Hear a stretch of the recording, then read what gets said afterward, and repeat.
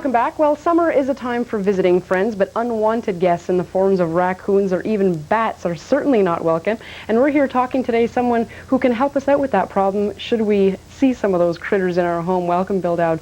Thank you. Let's talk a little bit about, you're with the Wildlife Control. Tell us a little bit about, now that's a private company set up to...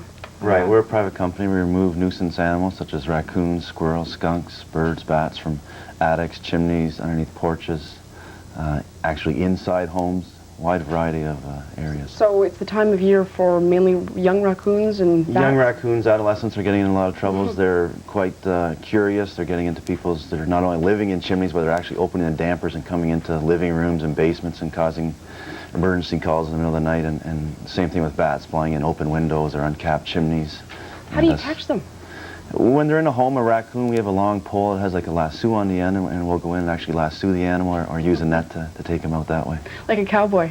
Sort of, yeah, similar, I guess. Are people scared when they, by the time they've called you, I mean, they've been trying to deal with this for a while? Usually, when it's an attic situation, people, they find they have a raccoon or bats in their attic, they figure that the animal's just going to leave on their own. Usually that is not the case, that they'll be, once they're in there for good, and you need to get some type of measure to get the animals out and then seal up the entry hole so they can't get back in, which is the real secret. Now, do people know that you're out there? Do people know that there is a place you can call to, or do they just phone the SPCA when something like that happens? Do you think there's enough awareness about your company? It's awful difficult to make our awareness out there. Most people feel when they have a wildlife problem, they immediately phone the Humane Society.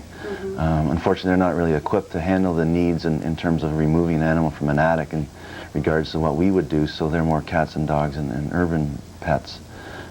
So yeah, there is a difficulty. We are located in the yellow pages for people to find us, and we do have some highly visual trucks on the roads, and word of mouth is a great advertising means. So what can people do to avoid this? I mean, hopefully, you know, if we can take some precautions, we don't have to call you at all. Should we be blocking up holes that we don't know about? Or exactly. All wildlife are opportunists. If you leave a small crack in your roof, you leave a chimney uncapped, a lot of times people say, well, geez, we haven't had problems for over 20 or 30 years. I say, well, you're lucky. It only takes one raccoon to find that open chimney, or a bird or a squirrel to fall down it.